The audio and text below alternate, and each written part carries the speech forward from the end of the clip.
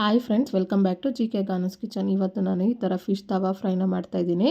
ಇದಕ್ಕೆ ಈ ಥರ ಒಣಮೆಣ್ಸಿನ್ಕಾಯಿನ ನೆನೆಸಿ ಪೇಸ್ಟ್ನ ರೆಡಿ ಮಾಡಿಕೊಂಡು ಈ ಫಿಶ್ ತವಾ ಫ್ರೈನ ಮಾಡ್ತಾಯಿದ್ದೀನಿ. ಇದು ಸ್ಪೈಸಿಯಾಗಿ ತುಂಬಾ ಚೆನ್ನಾಗಿರುತ್ತೆ. ಮೊದಲಿಗೆ ಇದನ್ನು ಮಾಡೋದಕ್ಕೆ ಸ್ಪೈಸಿ ಮಸಾಲಾನ ರೆಡಿ ಮಾಡ್ಕೊಳ್ಳೋದಕ್ಕೆ ನಾನೊಂದು ಅರ್ಧ ಗಂಟೆ ಮುಂಚೆ ಒಣಮೆಣ್ಸಿನ್ಕಾಯಿನ 15 ಪೀಸ್ ಆಗೋಷ್ಟು ಗುಂಟೂರು ಮೆಣಸಿನ್ಕಾಯಿ, ಹಾಗೆ 3 ಪೀಸ್ ಆಗೋಷ್ಟು ಬಾಡಿಗೆ ಮೆಣಸಿನ್ಕಾಯಿನ ಈ ಥರ ಅರ್ಧ ಪೀಸ್ ಮಾಡಿಕೊಂಡು ಬಿಸಿನೀರಿನಲ್ಲಿ ನೆನೆಸಿಟ್ಕೊಂಡಿದ್ದೆ.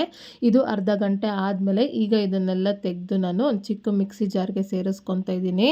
ಹಾಗೆ 15 ಪೀಸ್ ಆಗೋಷ್ಟು ಸಿಪ್ಪೆ ಬಿಡಿಸಿದಂಥ ಬೆಳ್ಳುಳ್ಳಿ, 2 ಪೀಸ್ ಆಗೋಷ್ಟು ಶುಂಠಿ, ಅರ್ಧ ಟೇಬಲ್ ಸ್ಪೂನ್ ಆಗೋಷ್ಟು ಜೀರಿಗೆ, ಅರ್ಧ ಟೇಬಲ್ ಸ್ಪೂನ್ ಆಗೋಷ್ಟು ಮೆಣಸು ಇದನ್ನೆಲ್ಲ ಸೇರಿಸಿ ಒಂಚೂರು ನೀರು ಸೇರಿಸ್ದಿರ ಈ ಥರ ಸ್ಪೈಸಿ ಮಸಾಲಾನ ರೆಡಿ ಮಾಡಿ ಪಕ್ಕಕ್ಕೆ ಇಟ್ಕೊಂಡು ನಾನಿಲ್ಲಿ ತವಾ ಫ್ರೈನ ಮಾಡೋದಕ್ಕೆ 4 ಪಾಂಪ್ಲೆಟ್ ಮೀನನ್ನ ತೊಗೊಂಡು 2ರಿಂದ 3 ಸತಿ ನೀಟಾಗಿ ತೊಳೆದು ಈ ಥರ ಕಟ್ ಮಾಡಿ ಇಟ್ಕೊಂಡಿದ್ದೀನಿ.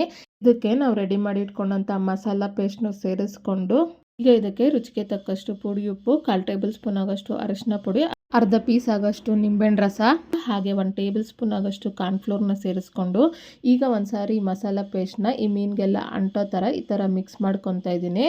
ನೋಡಿ, ನಾವು ಹಾಕಿರುವಂಥ ಮಸಾಲ ಮೀನಿಗೆ 2 ಸೈಡು ಈ ಥರ ನೀಟಾಗಿ ಅಂಟೋ ಥರ ಮಿಕ್ಸ್ ಮಾಡಿಕೊಂಡು ಈಗ 1-2 ಅವರ್ ಇದನ್ನು ಹಾಗೆ ಬಿಡಬೇಕು. 2 ಅವರ್ ಆದಮೇಲೆ ಒಂದು ದೋಸೆ ಹೆಂಚನ್ನ ತೊಗೊಂಡು ಸ್ಟವ್ನ ಆನ್ ಮಾಡಿ 1 ಟೇಬಲ್ ಸ್ಪೂನ್ ಆಗೋಷ್ಟು ಎಣ್ಣೆನ ಸೇರಿಸಿ ಎಣ್ಣೆನ ಪ್ಯಾನ್ ಫುಲ್ಲು ಈ ಥರ ಸ್ಪ್ರೆಡ್ ಮಾಡಿಕೊಂಡು ನಾವು ಮಸಾಲ ಹಾಕಿಟ್ಟಂಥ ಮೀನನ್ನ ಒಂದು ಪೀಸ್ ಇದಕ್ಕೆ ಸೇರಿಸ್ತಾ ಇದ್ದೀನಿ.